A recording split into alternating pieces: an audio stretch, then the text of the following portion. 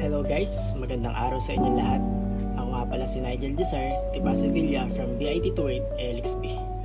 At ang gagawin natin ngayon ay ipipledge ang 5 tenets sa Taekwondo. Kaya tara, samahan niyo ako. So ano nga ba ang kahalagahan ng tenets of Taekwondo sa isang mamamayan o individual, lalo na sa mga Taekwondo players? These principles are fundamental to the practice and philosophy of Taekwondo, guiding practitioners in their martial arts journey and in their daily lives. At sunod, integrity. In the Taekwondo world, integrity means being able to differ what's right and wrong. Itong integrity sa Katagalugan ay katapatan, which means loyalty, honesty, sincerity, faithfulness, and fidelity. At sunod naman ay perseverance. Perseverance means having patience. A student must have patience in order to achieve his her goals. So napakahalaga nito sa isang player o sa isang individual dahil ang patience ayan ang maglalagay sa iyo sa successfulness. Kaya dapat hindi tayo maiinip sa kahit anumang pagsubok, sa kahit anumang pinagdadaanan natin, sa kung ano man yung sitwasyon na kinaharap natin ngayon. Sunod, self-control. This tenet is extremely important inside and outside of the dojo. Without Taekwondo, a Taekwondo student is just a street fighter.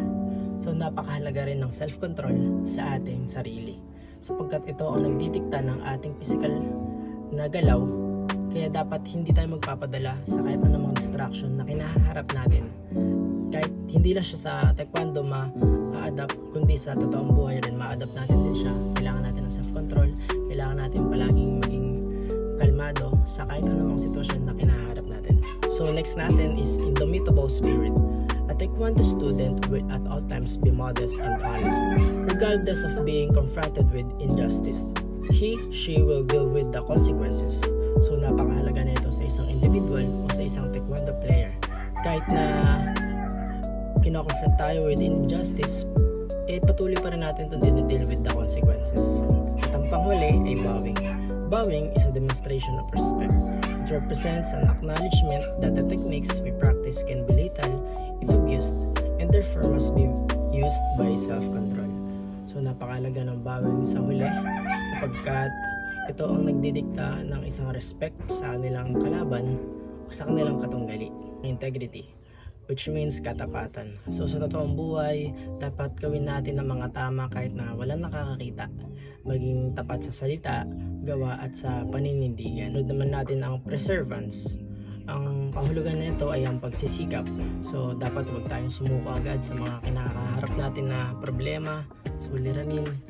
Ang kailangan lang natin gawin ay kumalma at kailangan natin mag-isip ng tamang desisyon nang sa gayon malagpasan natin at masolusyonan natin yung mga problema na kinakaharap. At sunod naman ay yung self-control o yung pagtitimpi.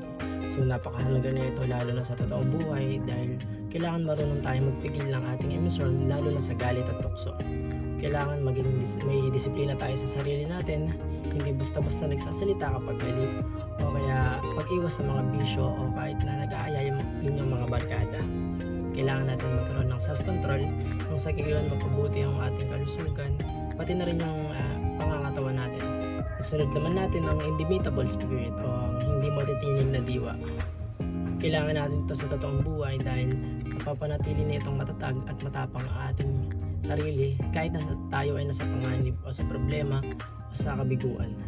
Kaya hindi lang umiikot ang tenets na ito sa martial arts, kundi sa pagiging mabuting tao, mabait, katapatan, pati na rin yung pagtitimpi sa sarili, pati na rin yung hindi matitinig na diwa.